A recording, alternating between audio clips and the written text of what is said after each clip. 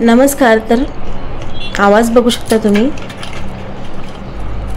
फुल process मी या उपवासाच्या आयटम्सची आज तुम्हाला रेसिपी घेऊन येत आहे. जसं की मनीज रेसिपीवर उन्हाळा रेसिपीचा सीझन आता चालू झालेला आहे. तर आता इथे मापासहित मी तुम्हाला यावर्षी दाखवणार आहे. यापूर्वी पण सगळ्यात पहिले पायपिंग बॅगमध्ये भरून मीच टाकलेला होता व्हिडिओ लॉकडाऊनमध्ये, की तुमच्याकडं साचा नसेल तर तुम्ही या प्रकारे ह्या साबुदाण्याच्या चकल्या बनवू शकतात उपवासासाठी उन्हाळी वाळवण रेसिपी.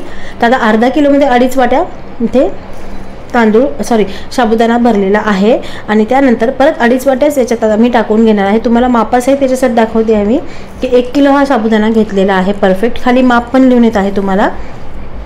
1 किलो साबुदाण्यासाठी तुम्हाला 2.5 किलो बटाटे घ्यायचे आहे आणि त्यानंतर आता हे तुम्हाला बटाटे स्वच्छ धुवून घ्यायचे आहे. त्याचबरोबर साबुदाणा पण तुम्हाला व्यवस्थित 3-4 पाण्याने धुवून घ्यायचा आहे स्वच्छ. आणि जसं याचं वरचं सगळं पांढरं जो खळ निघतो तो काढून टाकायचा आहे व्यवस्थित धुवून आणि त्यानंतर 3 पाण्याने स्वच्छ धुतल्यानंतर आता तुम्हाला साबुदाणा भिजू घालायचा आहे. आता साबुदाणा भिजवताना बऱ्याच जणांचा साबुदाणा कडक होतो, नॉर्मल पण साबुदाणा करताना. त्यासाठी साबुदाण्याचं थोडंसं वर पाणी आलेलं आहे. अशा पद्धतीने तुम्हाला भिजू द्यायचं आहे 3 तास. तरी जवळपास 3 तास भिजू द्यायचं आहे तुम्हाला. त्यानंतर बटाटे घेतलेले आहे इथे. आता बटाटे आम्ही सगळे इथे कुकरला उकडून घेणार आहे. बटाटे सगळे उकडल्यानंतर त्याला आता आम्ही साबुदाणा पण भिजलेला होता तुम्हाला दाखवते. पुढची तयारी आता चालू करणार आहे. तर साबुदाणा मोकळा करून घ्यायचा आहे. भिजलेला आहे एकदम, बघू शकता. हाताने जरी दाबला तरी त्याचं असं पावडरसारखं होत आहे.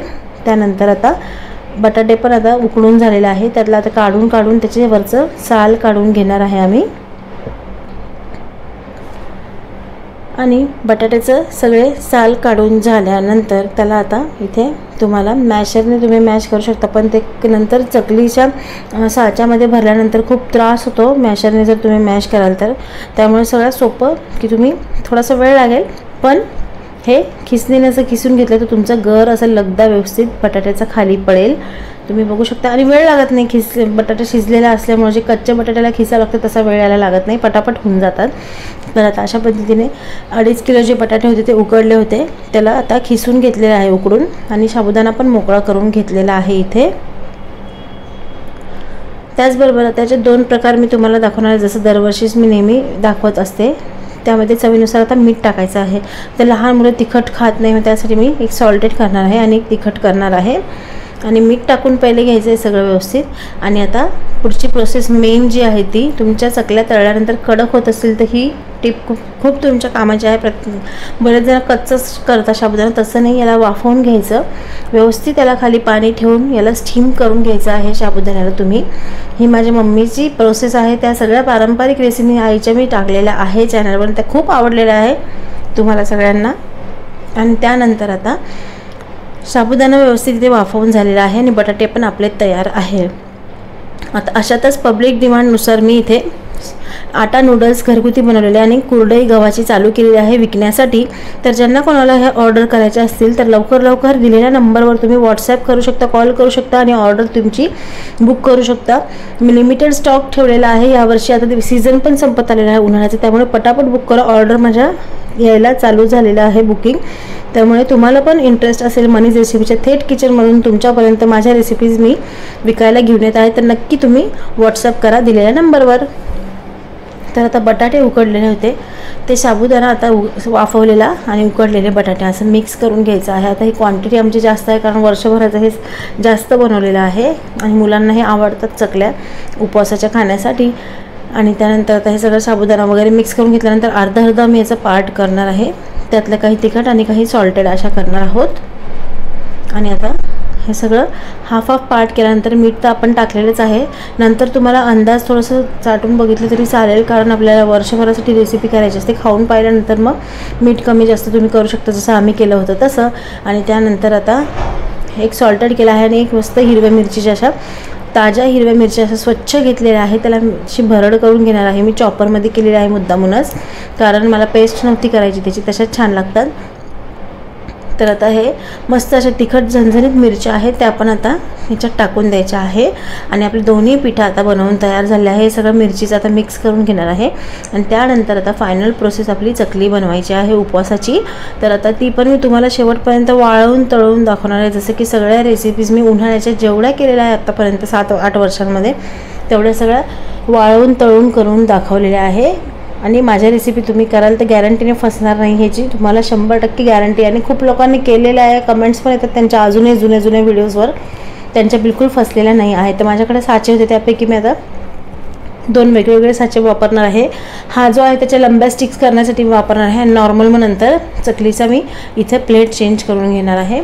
तर आता अशा प्रकारे मी आता सारण याच्यात आपलं तयार भरून घ्यायचं आहे आणि मग तुम्हाला आता हे चकल्या अशा प्रकारे बनवायला चालू करायच्या आहे। तर आता इथे अशा गोल गोल चकल्या, हे थोडं दाबायला त्रास होतो साबुदाणा असल्यामुळे, पण टिप अशी आहे की ती वाफवल्यामुळे साबुदाणा असा सॉफ्ट होतो आणि तो तळल्यानंतर पण असं कडक लागत नाही खायला आणि बनवायला पण मग त्याला जास्त हाताला असं जोर द्यावा लागत नाही।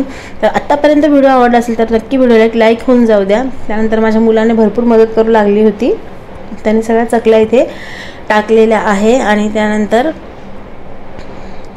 पूर्ण प्रोसेस मी तुम्हाला वाळवण्याची दाखवते। थोड्या काही स्टिक्स केलेल्या आहे त्या पण मी तुम्हाला इथे दाखवून देते। बघू शकता एवढ्या सगळ्या चकल्या आता सॉल्टेड तिकडे टाकलेल्या आहे आणि तिखट इकडे टाकलेल्या आहे। पूर्ण अशा स्टिक्स पण टाकल्या आहे लंब्या त्या पण मुलांना खायला चांगल्या लागतात, आवडतात म्हणून तशा काही केलेल्या आहे।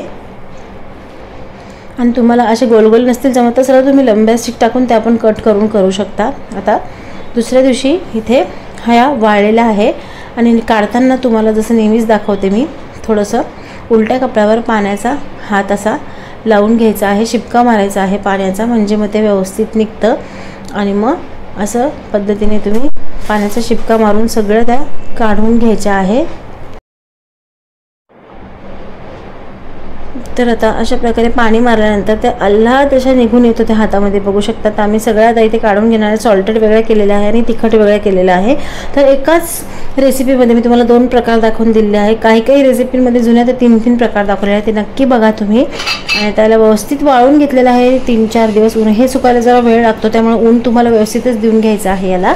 आणि आता मी तुम्हाला फायनली ही साबुदाण्याची उपवासाची चकली बनवून तयार आहे, ती तुम्हाला तळून दाखवणार आहे। तेल गरम करत ठेवलेलं आहे, तेलामध्ये टाकल्यानंतर कलर बघू शकता किती पांढरा शुभ्र असा छान आलेला आहे आणि मस्त खुसखुशीत ही तळल्या गेलेली आहे। मुलं तर तळल्या खात होते, तुम्हाला आवाज पण येईल पुढे व्हिडिओमध्ये, तुम्ही नक्की बघा।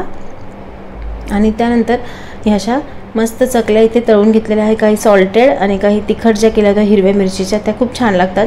हिरव्या मिरचीच्या ऐवजी तुम्ही लाल तिखट वापरू शकता, ज्यांना तिखट चालत असेल त्यांनी, पण मी सजेस्ट करेल की तुम्ही मिरचीच वापरा।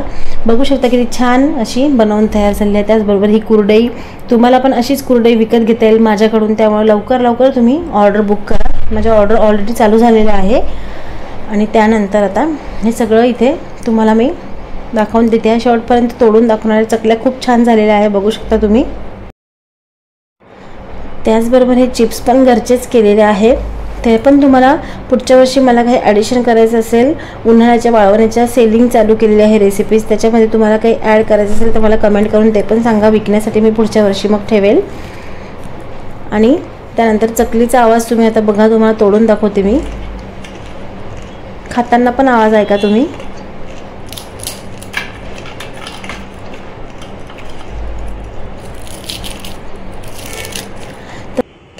तर मस्त अशा उपवासाच्या चकल्या बनवून तयार आहे। व्हिडिओ आवडल्यास तुम्ही नक्की एक लाईक करा, शेअर करा, कमेंट करा आणि आवडल्यास तुम्ही फीडबॅक द्या लिहून। आणि तोपर्यंत आता भेटूया पुढच्या एक छान रेसिपीसोबत, बाय बाय।